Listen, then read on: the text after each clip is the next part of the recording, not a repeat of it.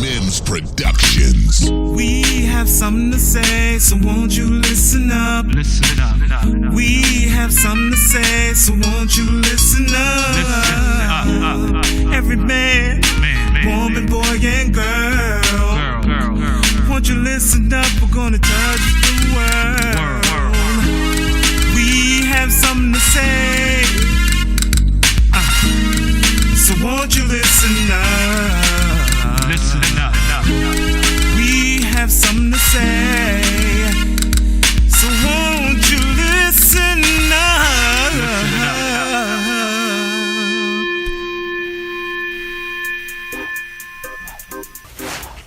What's going on, my people? Lee Mims here. Follow me on all social media. And please don't forget LeeMimsProductions.com for all your musical needs. Today we're going to discuss surviving the job. In particular, cliques. Now, I can't stand a clique. I never liked cliques when I was in elementary, middle, or high school, or college. Used to belong to a church. Couldn't stand cliques even more there because we're really supposed to be all one if you're under a religious umbrella, but we all know that is not the case because you have cliques every freaking where you go. But if you want to survive the stress at the job, you will be careful not to end up in a clique. Now, the perception of you being a clique by others, you can't control. But do you know if you are in a clique? This is how you know if you're in a clique. If every time you see another person whom you didn't think was bad, now you're looking at them strange after a few conversations. If you cannot eat lunch with everybody when there is a group time to have a luncheon, you know you are in a clique. If the people you talk to most get mad because you're talking to another person that does not represent who they think is cool or nice or sweet or favorable, you are in a clique. How to refuse the clique? This is what you do. I tell people all the time, I dislike all of you equally. I even do that with my kids, and they laugh, but they know what I'm saying. I have no favorites. At any given point, all of you get on my nerves at some point. You're no better than the next. And this is how I survive the cliques. I go ahead and yes, I am sure that because the way I do my job, administration favors me. Now, how do I know they favor me? Not because I get away with murder, because guess why? I do what I'm supposed to do and I stay out of the way of the principal seat, let's say. There's a seat that everybody must sit in when they have to see the supervisor when they're not doing what they're supposed to do. My supervisor knows that I hate that chair, so he will occasionally laugh and tell me to have a seat, and takes long to tell me what he has to tell me, which is usually nothing. And I say, why are you doing that to me? He says, because I know you hate that chair. But the joke is, because I'm always trying to do what I'm supposed to do, they know that they can irritate me and make me nervous when they say, hey, step into my office, I have to talk to you. So sometimes it's hard to avoid people finding favor. You can't avoid that. I can't help that I come to work, I do my job, and yes, I speak my piece. So when I disagree, you can only be mad that I disagree. You can't take it out on me through the job and say, well, here's somebody who's always late. You know, he doesn't wear the uniform of the day properly. He's always bantering with the employees. He blatantly disregards authority. No, none of that applies to me.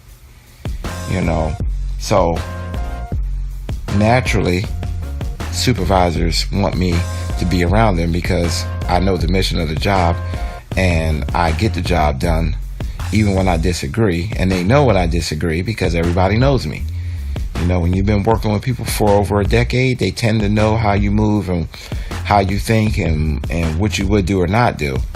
And they'll still ask me my opinion, knowing it's going to be not in harmony with what they're saying, but since they are the supervisor, if it's not wrong or it's not or it's unethical, they know I'm still going to get the job done. I just don't agree with maybe your method.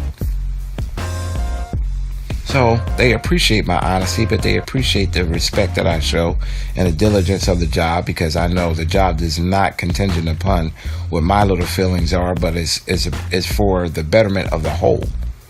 And once you have that, you will not only find favor in your supervisors, your family will appreciate you because they know you're not doing nothing reckless. You will be at more peace because you're doing what you're supposed to do. But with that comes, they may want you to be in the clique because you think like they think. And that's all really a clique is. But I don't like cliques because it's a division. Because maybe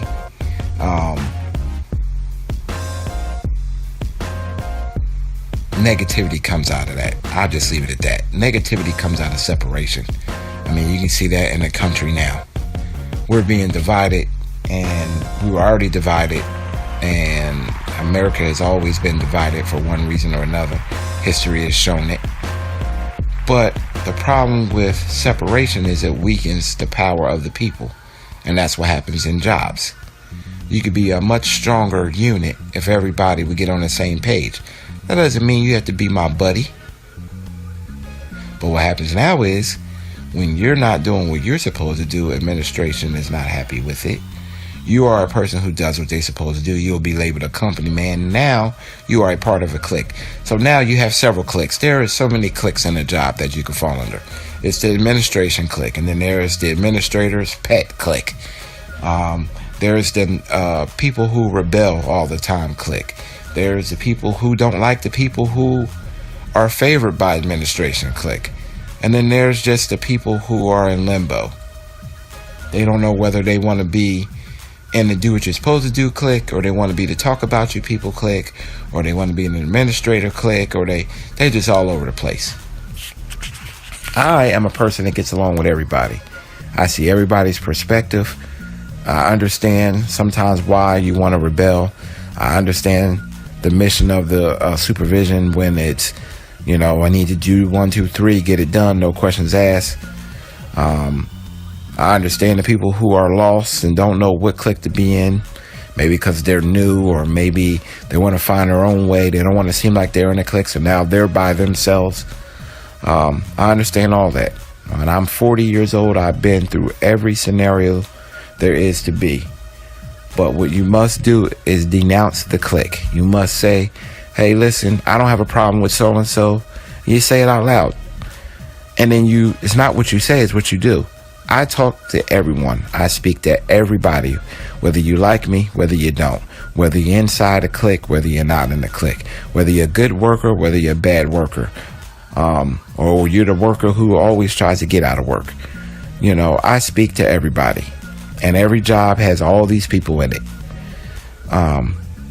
But you must verbally say out loud that you denounce cliques and you don't like cliques, and you must show that you don't like cliques. Speak to everybody. Be kind to everybody. Maybe sometimes buy the unexpected person lunch. I've done that too. Oh, you bought so-and-so lunch? Yes, I did. Because that person is also a worker here. And they may have helped me along the way, because we are a team. Whether you like the person or not has nothing to do with it. The teamwork makes the dream work.